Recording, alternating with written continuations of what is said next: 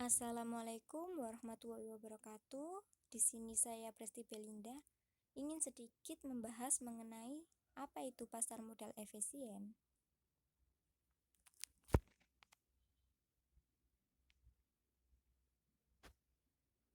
Sebelum melangkah lebih jauh, kita perlu mengetahui terlebih dahulu apa itu pasar modal efisien.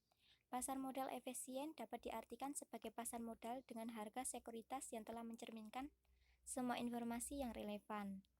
Semakin cepat informasi baru tercermin pada harga sekuritasnya, maka semakin efisien pasar modal tersebut. Di sini ada perbedaan pasar modal efisiensi menurut W 1975. Ada dua. Yang pertama, external efisiensi. External efisiensi adalah keadaan di mana pasar berada dalam keseimbangan, sehingga keputusan perdagangan saham berdasarkan informasi yang tersedia di pasar tidak bisa memberikan tingkat keuntungan di atas tingkat keuntungan yang keseimbangan.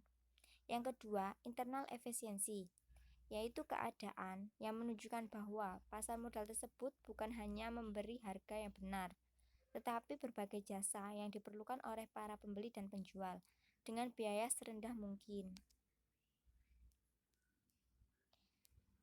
Adapun random walk, yaitu perubahan harga di masa yang lalu, tidak dapat memprediksi perubahan harga di masa yang akan datang.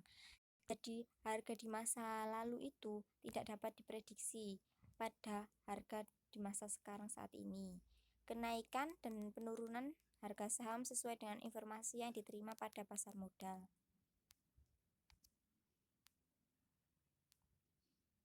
Ada bentuk pasar modal efisiensi, ada 3 bentuk. Yang pertama, wake from efisiensi, keadaan di mana harga-harga mencerminkan semua informasi yang ada pada catatan harga di masa lalu. Yang kedua, semi strong efisiensi, keadaan di mana harga-harga bukan hanya mencerminkan harga di waktu yang lalu, tetapi semua informasi yang dipublikasikan, seperti informasi pengumuman laba dan dividen, perkiraan laba perusahaan, perubahan akuntansi, merger dan akuisisi, stock split, dan stock reversal. Yang tiga, ada strong efisiensi, keadaan di mana harga tidak mencerminkan semua informasi yang dipublikasikan, serta informasi yang bisa diperoleh dari analisis fundamental tentang perusahaan dan suatu perekonomian. Adapun pentingnya kita mengetahui efisiensi pasar. Jika pasar efisien, para manajer perusahaan akan memperbaiki kinerja perusahaannya. Pasar efisien digunakan untuk memperoleh biaya modal. Jika pasar efisien, lembaga keuangan tidak akan khawatir dengan harga saham yang beredar. Pada pasar efisien, biaya iklan untuk saham baru relatif sangat kecil. Pada pasar efisien, para manajer tidak dapat memanipulasi teknik data akuntansi atau prosedur-prosedur untuk memberi gambaran perusahaan yang berbeda. Pada pasar efisien, para investor siap direlevasikan dengan harga saham.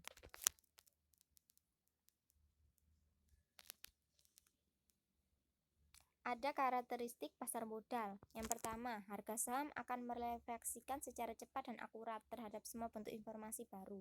Jadi, semua informasi baru yang diambil itu dapat direlevasikan secara cepat dan akurat. Yang kedua, harga saham bersifat random, yaitu secara acak, tidak mengikuti kecenderungan informasi pada masa lalu. Yang ketiga, saham-saham profitable tidak mudah untuk diperbaiki.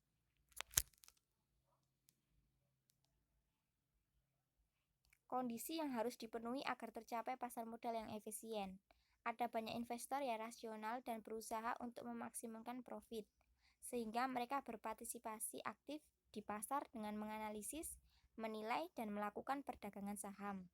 Semua pelaku pasar dapat memperoleh informasi pada saat yang sama dengan cara mudah dan murah. Informasi yang terjadi bersifat random, acak. Investor beraksi secara cepat terhadap informasi yang baru. Di sini ada mekanisme efisiensi pasar modal. Untuk mengetahui apakah suatu pasar modal berada dalam bentuk efisiensi yang lemah, efisiensi setengah kuat, dan efisiensi kuat, dapat dilakukan dengan secara pengujian. Pengujian untuk bentuk efisiensi lemah dapat dilakukan dengan menguji koefisien korelasi perubahan harga saham untuk time lag tertentu. Contohnya yaitu pada harga saham saat hari ini dengan harga saham hari sebelumnya. Jadi dilakukan secara perbandingan antara hari ini dan hari sebelumnya. Pengujian untuk bentuk efisiensi setengah kuat dapat dilakukan dengan menguji apakah segera sesuatu informasi berada di publik atau terpublikasikan, tidak dapat abnormal rentul, yaitu selisih antara tingkat keuntungannya nyata dan tingkat keuntungan yang diharapkan. Pengujian untuk bentuk efisiensi kuat dapat dilakukan dengan hipotesis bahwa harga saham tidak mencerminkan semua informasi publik tetapi juga informasi privat.